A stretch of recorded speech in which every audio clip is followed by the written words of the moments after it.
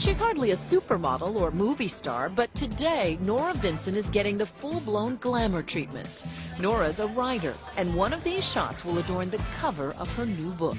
This wasn't just a stunt. This was about learning. This is a human project. It was about finding something out about the human creature, and I learned it the best possible way because I went through it. What Nora went through, or more accurately, what she became in the last 2 years, was a man. Yeah, a little bit shorter on the top. Okay. No, Nora didn't get a sex change operation. She did it the old-fashioned way, with acting and a disguise. At 5'10", 155 pounds, and wearing men's size 11 shoes, Nora was a natural. Growing up in the Midwest with her actress mother, lawyer father, and 2 older brothers, Nora was a tomboy with a flair for the dramatic. She says she's still a tomboy and, in fact, is a lesbian, living in Midtown Manhattan with her partner, Lisa. I think we can work with this. Her transformation into the guy she calls Ned begins with a buzz cut, baggy men's clothes, and a too small sports bra to flatten her breasts. She even wore a little padding and a jock strap. I also tried to think, well, what kind of guy is Ned? And get. For the rest, she enlisted the help of makeup artist Ryan McWilliams. She just came to me and said, Ryan, I need to turn into a man. The hair as small as we can make it, right? And so they came up with a method of shredding braided wool into whisker-sized bits and gluing it onto her face. Women have much stronger nasal resonance as a And then there's the theatrical component. Ah, so just easy Tarzan out on your chest a little. Ah, good. Juilliard voice teacher Kate Murray coached Nora for months on a program of movement, breathing, and speaking. I want you to be the best man you can be. All to incorporate some of the subtle and not so subtle characteristics of being a guy. Notice what men do. If they need to suddenly grab a taxi, hey, they just do that. Whereas women will ask for a taxi instead of demand one.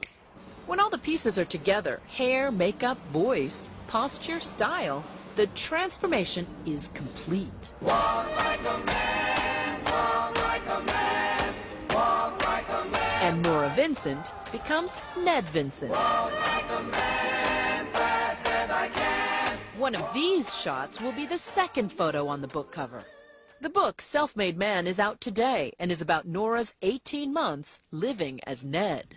I wanted to enter male spheres of interest and see how men are with each other. I wanted to make friends with men. I wanted to know how male friendships work from the inside out. Ned's first act as a newly minted male was to join that quintessential bastion of camaraderie, a men's bowling team. The only problem was she's a terrible bowler. I probably bowled before this 3 times in my life, and that was, in high school when you do it with both hands, So it was just insane for me to walk into this place without any. And why didn't they just run you out of town when they saw how bad you were? It's an amazing thing because I think, that shows you the generosity that they had. It was the first of Nora's many surprises. She thought these guys from a working-class Pennsylvania neighborhood would mock Ned's bowling and reject him as a guy. But from their first meeting, they accepted Ned. The handshake was unbelievable. It blew me away the first time I shook hands with a guy, a strange guy. And I was amazed because you think of women, we're so nice, we're so easy, men are so mean. Complete opposite. Hey, baby. And I felt as comfortable as I could feel right away. They just took me in, no questions asked. This is the first time the guys are coming face to face with the female version of Ned. Would you have known me on the street? No. No, good, You look taller than I remember. Yeah, I know, you're shorter. What happened? Though they've known about Nora's true identity for months, How are you? Congratulations. this reunion is their first chance to talk about their friendship. But you guys had said wasn't there that game that, the person who didn't make it to 100 had to wear women's panties at the end of the season? And I thought, I'm going to give you guys the shock of your life, and I'm going to wear The team had bowled together for 9 months, and gradually, Nora gained entrance into the inner sanctum. She found that all the cussing and good-natured ribbing is just how men often show affection for each other. Way to go, Ned. Oh, yeah. You remember this? Oh, my God, that's right. I forgot all about that. Did you know, based on watching her bowl? I mean, the joke was she bowled like a girl. But Well, we had our suspicions that these guys did. Maybe Ned was gay everybody or something, Really? Yeah. Everybody has their own style. You Right, know what I but mean? my style was, But her amazing. style is this. Yes. It was a little different style. Near the end of the team's run, Nora decided to reveal herself as a woman. Nervous about how they'd react, she tested the waters with the one guy she was closest to. She took Jim out for a drink. So she sits you down, she's very serious, and she says, I'm going to tell you something that's going to blow your mind. And what did you say? So the only thing that will blow my mind is if you told me that you were a girl and that she was a guy, and she goes, spell your half right. The she Jim's talking about is Nora's partner Lisa, who the team had met several times. Jim assumed they were Ned and Lisa, a heterosexual couple. But you didn't believe her at first. At first, well, I was still in shock. I said, how can this possibly, you know, where would this come from? This is just a regular Monday night. I was out bowling having a good time a few minutes ago. Now I'm trapped in this bizarre conversation about your name isn't Ned anymore, you know? Later, Jim told the rest of the team, who all took it well. What do you think Nora expected to find in a bowling alley full of guys? I think she expected to find like a bunch of guys just talking about women's private parts and a bunch of racists and, you know, I think kind of that's what she came into this thinking. They really showed me up as being the one who was really judgmental, because they were the ones who took me in, not knowing anything about me. They were the ones who made me their friend, and, you know, no judgments attached. That's not like you. What's wrong? Nora and Jim became closer friends once he knew that he was a she. Now Jim was willing to speak more personally and openly, like about his wife's cancer. Nora came to see that between men, intimacy is sadly lacking. There's a tremendous potential for tenderness between men, and I'm not sure that it's always realized, and it's terribly sad. Cracking the mystery of a boys' night out is one thing, but what about the explicit world of a man's sexuality? I really ran smack up against the difference between male and female sexuality, is that female sexuality is mental. It's up here. And male sexuality is a bodily function. It's a necessity. You just have to do it. When we come back, Nora goes to strip clubs in the company of men as a man. Over the 18 months of venturing out in the world as a man, Nora Vincent guesses she put on Ned's whiskers and clothes about 150 times. After the bowling league, she was ready for love and sex.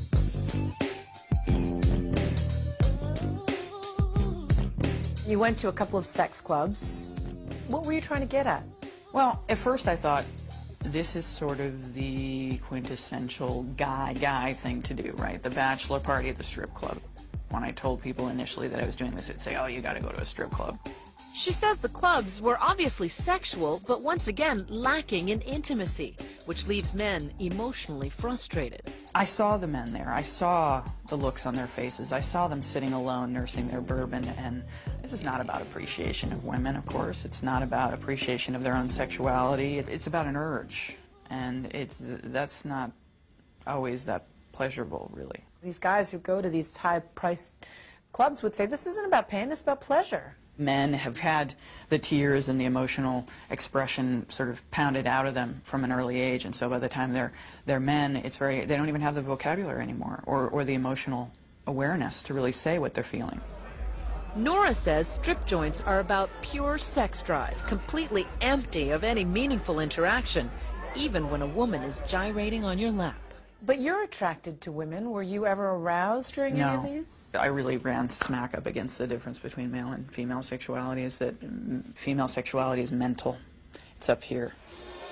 Whereas for men, Nora says, sexuality is, shall we say, below the waist. At its core, it's a bodily function. It's a necessity. It is such a powerful drive, and I think because we don't have testosterone in our systems, we don't understand how hard it is. So it never gets cold where you back in Australia? Throughout the project, Ned dabbled in the art of picking up a woman. Where'd your friend go? We went with him to this bar, wearing hidden cameras. This is my friend JC, I'm Ned.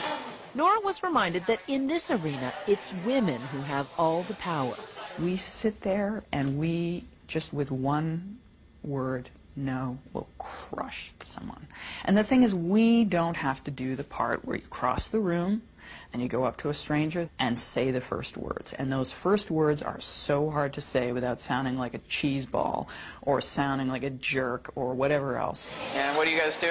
Nora says the brush-off Barbara Jones gave Ned was typical. She was just sort of emblazoned with hostility, you know, just looked at you and you saw everything cross her face, which was, oh, God help me, not again. I'm trying to have a drink with a friend and I've got to deal with you. Barbara was trying to dispose of Ned before her friend returned from the bathroom. Anyway, we haven't seen each other in a while, so just to let you know. Yeah. I've got to head out to the office. But Ned returned and told Barbara the truth about her gender. Saying you gave us all the lines, like, trying to get rid of us. I see it, and as a woman, I have such sympathy. I'm like, oh, I hate being this guy that you're trying to get rid of. You know? Talking to a woman, Barbara seemed more open and friendly, and in the end actually apologized for how she had treated Ned. So Sorry for being bitchy. please. Does that kind of living in the skin of a man in the bar scene, in the dating scene, give you a different kind of respect for men? It gives me a certain definite sympathy. And I don't mean that there's any disrespect, but it just makes me understand what's going on. Nora, as Ned, also went on about 30 dates with women, mostly arranging them on the internet. Did you have any fun? Rarely. Rarely. It was just an pretty ordeal. unpleasant. Yeah. She says the pressure of Ned having to prove himself was grueling. Nora was surprised that many women had no interest in a soft, vulnerable man. My prejudice was that the ideal man is a woman in a man's body. And I learned, no, that's really not. There are a lot of women out there who really want a manly man. Ultimately, Ned told most of his dates that he was Nora. Many of the women reacted angrily, but usually just for a little while. Some women wanted to continue the relationship. They remained interested in pursuing something further. You know, so whereas... Sexually? Yeah. And that was heterosexual women who, that's what I'm saying. It's all up here. Because they said, well, we connected, and, you know, there's something I really like you, and I don't care. How many guys would do that? That's the difference between male and female sexuality right there. Nora says she found differences not only in sexuality and intimacy, but in every walk of life. I'm in the market for a car, and... Take, for example, shopping for a new car. Going in as Nora, the sales pitch quickly becomes flirtatious. Any guy that gets in is going to feel like, okay, this girl's... I want to date this girl just for a car. Well, all right, well, I didn't say that. But going back to the same salesman as Ned, the tone was all business, and the talk was all about performance. They have a 3-liter Duratec V6 engine. And in the end, a personal touch for Nora the salesman would never have offered Ned. All right? Thank you You're so welcome. much. In Nora's final months as Ned, she upped the ante, infiltrating all male inner sanctums. But after 18 months of deception, she was unraveling, and the play acting at a men's wilderness encounter group would begin to scare her. One guy had chopped up a log pretending it was his wife. So I thought, great, you know, we're going to have axes and knives. So I was terrified. Having survived strip clubs, dating, and a bowling league, Nora Vincent wanted Ned's last days to be among men only, in private and intimate surroundings. Nora, a lapsed Catholic, thought the cloistered inner world of a monastery would be ideal. Ned managed to live for 3 weeks as a trainee. The monks, she says, were pious, smart men, but they were still men. What made it prototypically male? What do you mean by that? The breakdown in communication, the need, the desperate need for male intimacy and the lack of ability to give it, really painful. Nora says the monks were hostile to her feminine side. She says she was ostracized because of the monks' assumptions about her sexual orientation. Ned was really at the center of it because he was an effeminate man, and many of them thought I was gay. As one of them told me in confession, I said, I have something to confess to you. And he said, well, I think I know what it is. And I said, what? And he said, well, you're gay. And I said, well, yeah, but not in the way you think. Loneliness can't hide. Nora thought the perfect end to her 18-month saga was to join a men-only therapy group, a place where guys tried to bond and show their emotions instead of hiding them. They don't get to show the weakness. They don't get to show the affection, especially with each other. And so often all of their emotions are shown in rage. And they kept talking about their rage, often their rage toward women and what they would do physically and violently towards women. Right. A lot of this was blowing off steam. It's sort of talking about the things that need to be said that you know you would never do. I mean, you know, they would talk about fantasizing about chopping up their wives or something. It's not that they would ever do that, but it was a way to get out the blackest thoughts. He doesn't like doing that work, but he can't quit. Nora began to empathize with the fear and stress men feel for having to always be the strong provider. The therapy leader, psychologist John Guarnaschelli, saw Ned's shyness as typical of a newbie coming to brave the group. A lot of the guys spoke to me after the retreat and said, talking to him, I felt like I was talking to somebody feminine. Once again, some group members thought Ned was gay, but no one suspected he was a woman.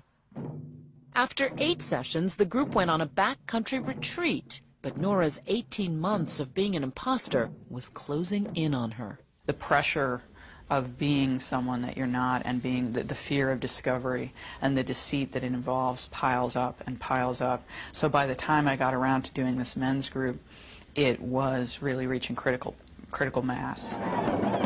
On the retreat, her fear became palpable.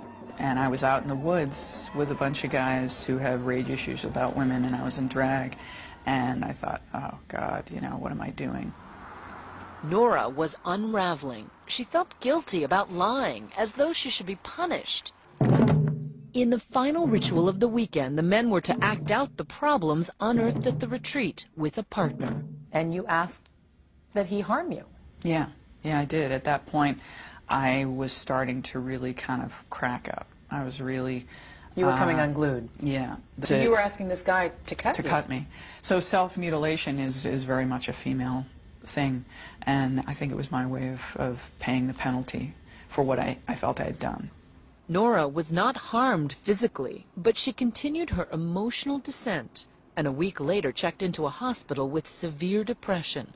Identity, she concluded, was not something to play around with. When you mess around with that, you really mess around with something that you need that helps you to function. And I found out that gender lives in your brain, and it's something much more than costume.